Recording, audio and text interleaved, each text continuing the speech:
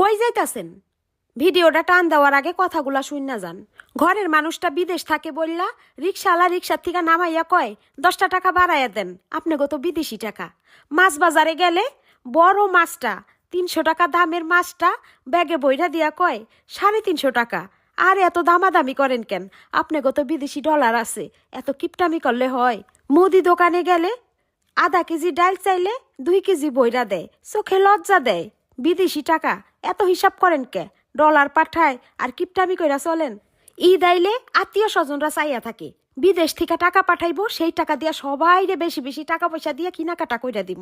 মসজিদ মাদ্রাসায় যদি কোনো চাঁদা উঠায় কোনো কাজের লেগা, সবার কাছে যদি 500 টাকা ধরে, আমাগো কাছে আইয়া 5,000 টাকা ধরে।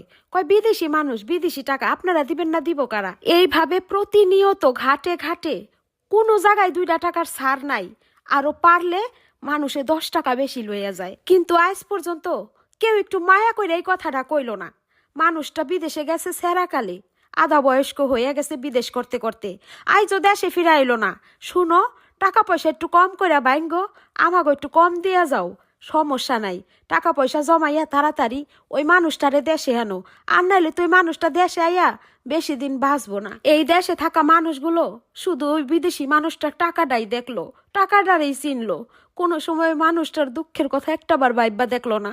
পরিবার, আত্মীয় স্বজন, দেশ, বন্ধু বান্ধব সব ছাইরা যুগ যুগ ধরে বিদেশ পইরা থাকে, কেউ আর তারে দেশে আইতে কয় না।